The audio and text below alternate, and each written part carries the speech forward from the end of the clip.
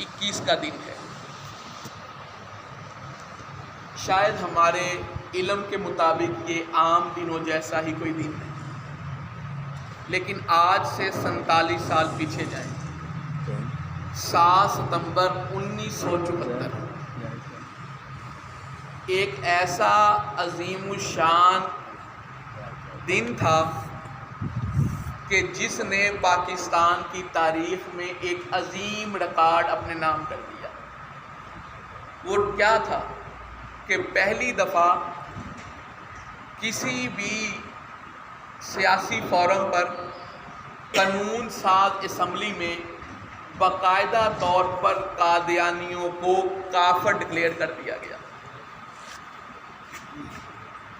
یہ شاید آپ بہت چھوٹی بات سمجھتے ہیں، یہ مولانا شاہ احمد نورانی صدیقی رحمۃ اللہ علیہ، مولانا عبدالستار خان نیازی رحمۃ اللہ علیہ اور آپ کے جتنے رفقا اس وقت اسمبلی میں موجود تھے، ان کی یہ عظیم کاوش ہے کہ انہوں نے رہتی دنیا تک کے لیے ہمارے اور ہمارے آنے والی نسلوں کے ایمانوں کو محفوظ کیا۔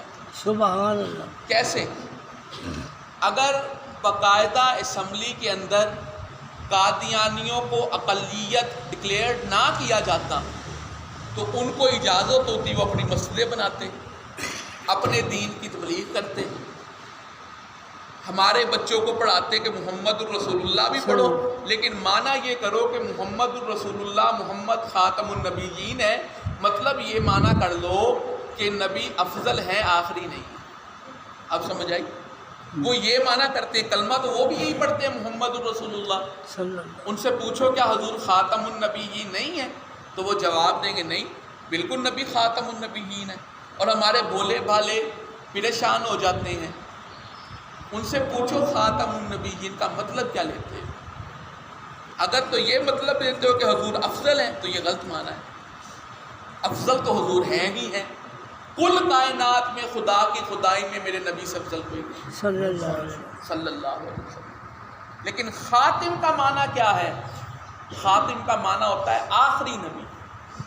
ہمارا یہ عقیدہ ہے کہ اللہ تعالیٰ نے نبوت کا جو سلسلہ حضرت آدم علیہ نبینا سے شروع فرمایا، وہ ہمارے آقا مولا صلی اللہ علیہ وسلم پر ختم فرما دیا۔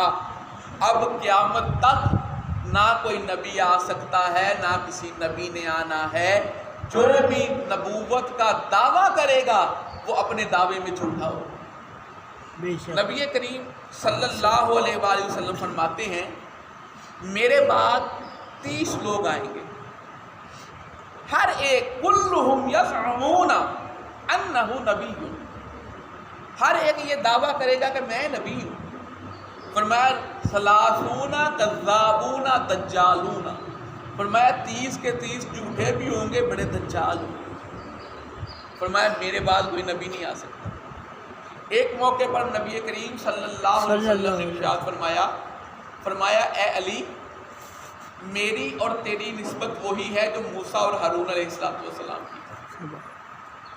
وہ دونوں بھائی تھے، یک جان تھے، یک دل تھے، لیکن علی لا نبی یا بعدی، میرے بعد کسی نبی نہیں۔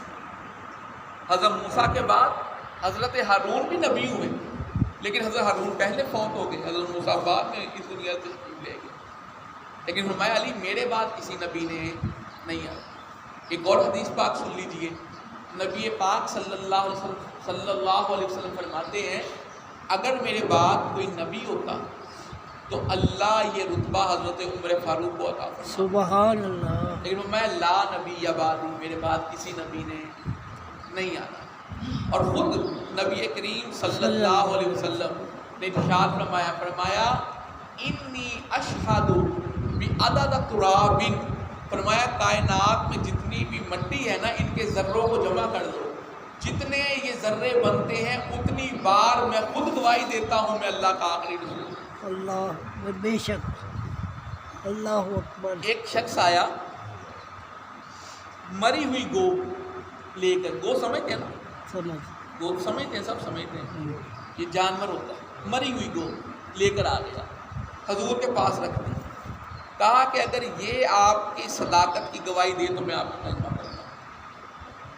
تو نبی کریم صلی اللہ علیہ وآلہ وسلم نے اس سے پوچھا یا دبو من آنا، فرمایا گو بتا تو کون ہے؟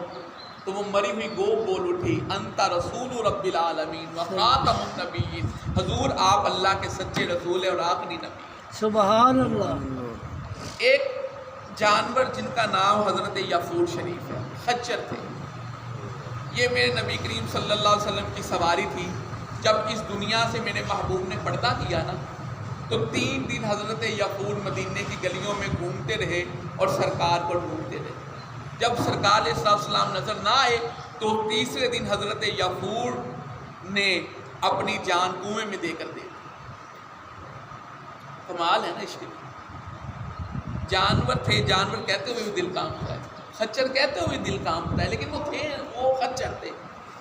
جب یہ نبی کریم صلی اللہ علیہ وسلم کی بارگاہ میں آئے نا تو انہوں نے آ کر ایک عرض کی تھی، میں یا رسول اللہ صلی اللہ علیہ وسلم میری نسل ختم ہو چکی ہے، میں اپنی جانوروں کی نسل میں آخری ہوں، اور حضور میں ایک یہودی کا ملک تھا، یہودی مجھ پر سوار ہونے کی کوشش کرتا، جب بھی یہودی میرے پشت پر چڑھنے کی کوشش کرتا میں اس کو نیچے گرا دیتا اور میں اس کو کہا کرتا تھا تو میری پشت پہ نہیں سوار ہوگا، اگر میری پشت پہ کوئی سوار ہوگا تو خاتم النبیین سوار۔ سبحان اللہ۔ جانوروں کو بھی پتا ہے، جانوروں کو بھی پتا ہے آپ خاتم النبیین، انسان بھی جانتے ہیں خاتم النبیین۔ تو اللہ تعالیٰ نے یہ شرف ہمارے آقا مولا صلی اللہ علیہ وسلم کو عطا فرما دیا۔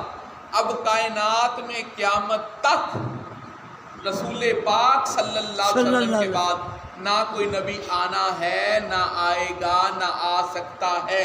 جیسے ہی کوئی نبی ہونے کا دعویٰ کرے گا فوراً جھوٹا شمار ہو جائے گا، اور کتنا بڑا جھوٹا شمار ہو جائے گا۔ امام اعظم ابو حنیفہ رحمۃ اللہ علیہ کی کتاب میں نے یہ مسئلہ پڑھا۔ امام اعظم فرماتے ہیں کہ اگر کسی نے نبی ہونے کا دعویٰ کیا اور کسی مسلمان نے کہا دلیل دو تو وہ مسلمان بھی کافر ہو جائے گا۔ کیوں؟ دلیلیں وہاں مانگی جاتی ہے جہاں کوئی گنجائش باقی ہوتی ہے۔ مثلا رفع دین ہے نا، ہم رفع دین نہیں کرتے، کچھ احباب کرتے ہیں، دلیل مانگ سکتے ہیں۔ مولانا آپ نہیں کرتے، کیوں نہیں کرتے؟ مانگی جا سکتی ہے، گنجائش موجود ہے۔ کچھ احباب نماز میں اونچی آمین کہتے ہیں، ہم نہیں کہتے، دلیل مانگ سکتے ہیں۔ مولانا آپ کیوں نہیں کہتے، وہ کیوں کہتے ہیں؟ ٹھیک ہو گیا۔ لیکن یہ وہ مسئلہ ہے جہاں شک کی گنجائش نہیں ہے۔ جس طرح رب کے ایک ہونے میں کوئی شک نہیں ہے نا، اس طرح حضور کے آخری نبی ہونے میں کوئی شک نہیں۔ بے شک۔ اور حضور علیہ السلام کے بعد کسی نبی کی آمد کا تصور بھی ذہن میں رکھنا اسی طرح شک کرنا ہے جس طرح رب کی وحدانیت سے شک کرنا ہے۔ یہی 2 مسئلے ہیں، ایک توحید باری تعالیٰ اور دوسرا ختم نبوت جس پر پورا اسلام قائم ہے۔ پورا اسلام ان 2 مسئلوں پر کھڑا ہے۔ تو اس مسئلوں کو سمجھے۔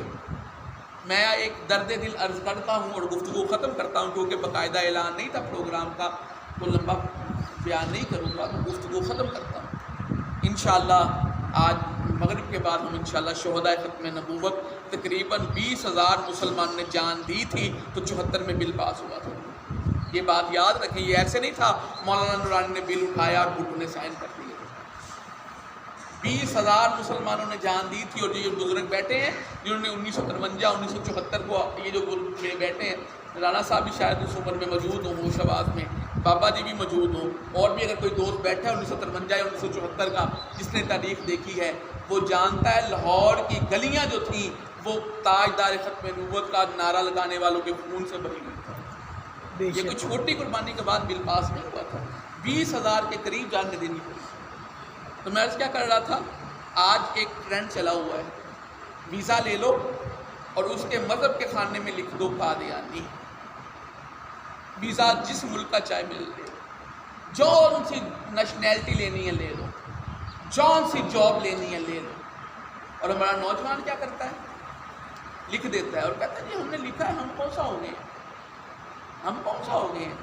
یاد رکھو کفر کا اقرار کفر ہوتا ہے، جب تم نے لکھ دیا تم ہو گئے، اگر تم نہیں تھے تو تم نے کیوں لکھا۔ دو لفظی بات ہے، ایک طرف نوکری ہے، ایک طرف دامن رسول ہے. صلی اللہ بس ایک مسئلہ چلتا ہے ہماری فقہ کتابوں میں، ایک بندہ ہے اس کی کن پٹی پر کس نے پستول رکھ دیا، یا جان بچا لی یا بیوی کو طلاق. اس نے کہا بھائی مجھے جان چھوڑ دے، میں بیوی چھوڑ دیتا ہوں. فقہ نے لکھا طلاق ہو گئی، کیونکہ اس کے پاس اختیار تھا، یا اپنی جان بچاتا یا اپنا گھر بچاتا. اس نے کیا بچا لیا؟ جان بچا لی، گھر چھوڑ دیا.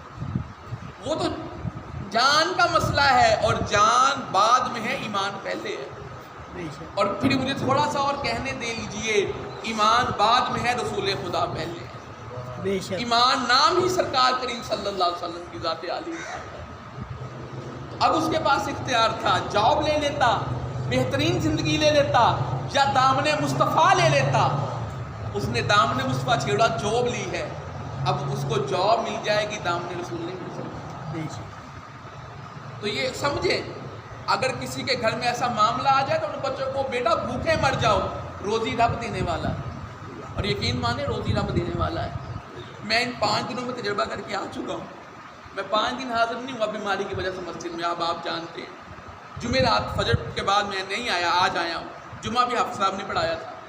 یقین مانے رب نے اتنا رزق مجھے پورے مہینے میں نہیں کماتا جتنا اللہ نے 5 دنوں میں گھر بھیج دیا کہ بیٹھے میرا بندہ، اس کو پرواہ ہے، اس کو پتہ ہے میرا ایک بندہ گھر بیٹھا ہوا ہے، اس کی ضروریات ہیں.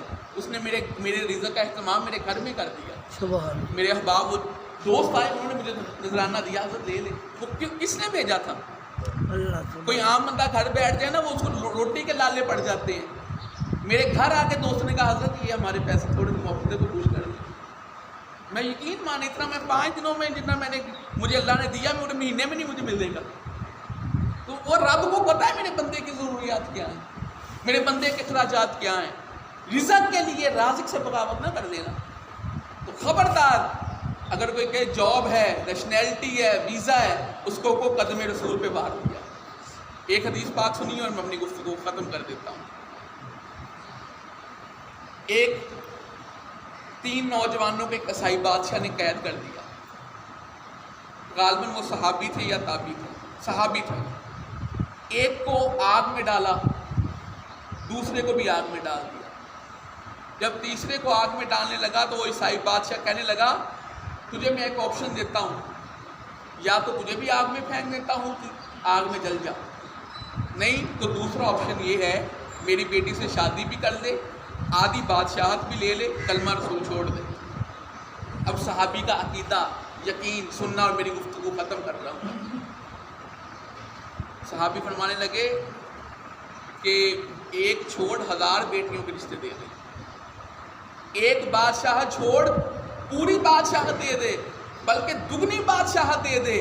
فرمایا تو مجھے جتنا بھی مال و دولت دے لے، میں ایک لمحے کے لیے بھی اپنے آقا سے بے وفائی نہیں کر سکتا. اللہ اکبر.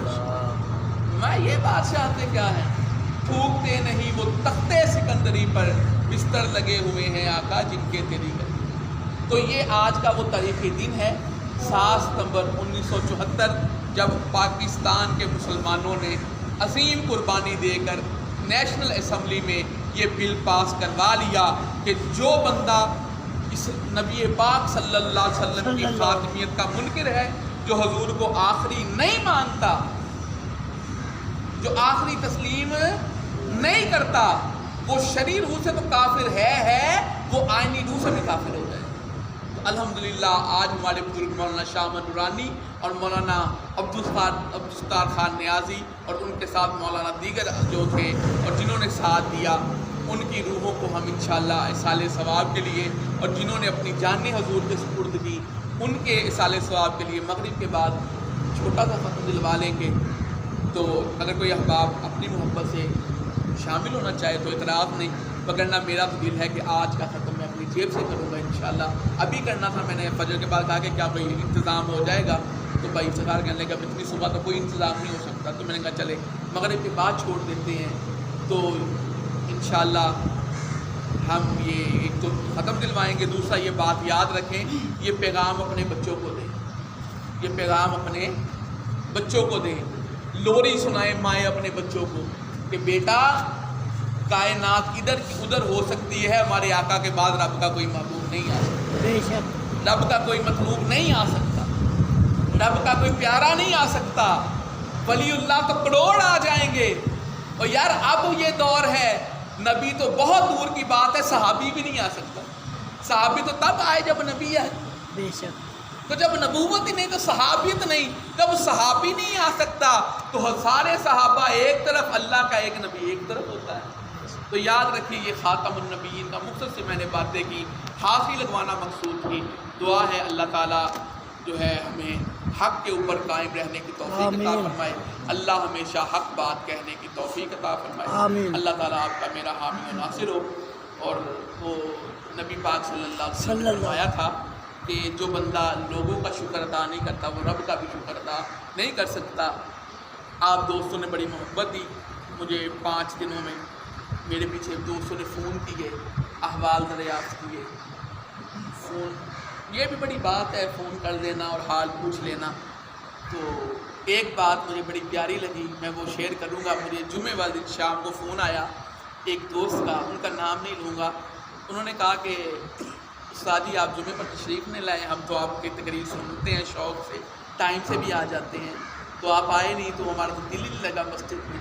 تو میں نے کہا یار میری مجبوری تھی، انشاءاللہ میں 1-2 دن میں درست اللہ تعالیٰ معاملہ فرما دے گا، میں آ جاؤں گا۔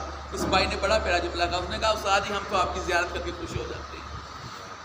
تو انہوں نے کہا بھائی استاد جی ہم تو آپ کی زیارت کر کے خوشی ہو جاتے ہیں، آپ آ جایا کریں، کوئی بات نہیں ہے۔ میں نے کہا نہیں انشاءاللہ میں ٹھیک ہو جاؤں گا، الحمدللہ میں ٹھیک ہو چکا ہوں۔ جو معاملہ تھا اب روزانہ آپ میری زیارت کیجیے گا، میں آپ کی زیارت کرتا رہوں گا۔